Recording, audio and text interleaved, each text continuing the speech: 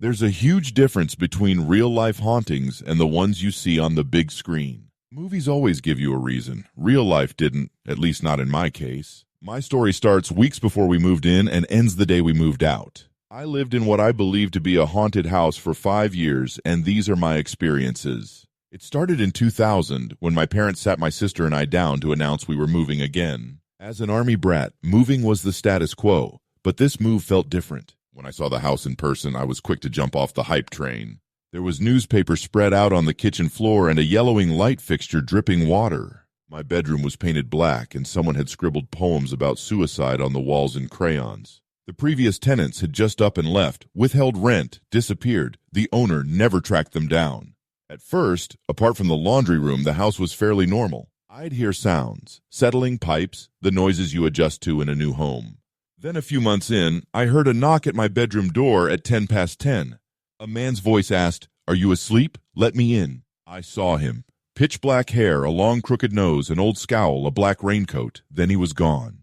Another time my dad's silhouette appeared in a mirror, but he was upstairs. I looked into my parents' room and saw a hand pulling away from the dresser toward the closet. I hid with a sword until the real dad came home 20 minutes later. One night, an icicle the size of a spear fell toward me and my friend, then banked violently aside. For a moment, I saw the man in the black coat under the tree, watching. Then the walls started showing things. A bloody handprint, drawn in red crayon near the basement light switch.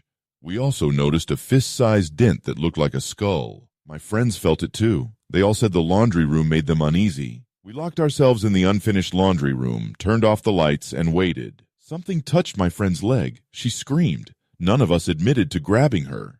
The light switch wasn't where it should have been. The room had changed proportions. When the door swung open, there was a man standing in the corner. Then nothing when we looked. We ran out and never went back in. My neighbors told me the house changed hands often. People stayed only a couple years. Sometimes the weirdness felt like a stupid test of teenage bravado, but it never stopped being real to me. Near the end, small things accelerated. Books disappearing, then reappearing. A microwave restarting by itself.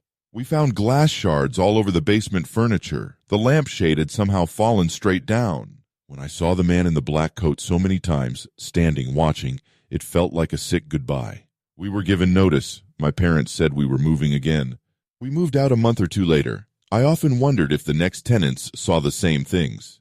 To this day, I'll never know why that house was haunted. It was barely 25 years old. I live alone now in a nice, safe condo, and I haven't experienced anything weird since. But sometimes I picture that house and the man in the black coat, and I wonder who he'll watch next. The house changed hands many times. People moved in and out every couple of years. If there's a lesson, sometimes there aren't answers. Sometimes a place is just messed up.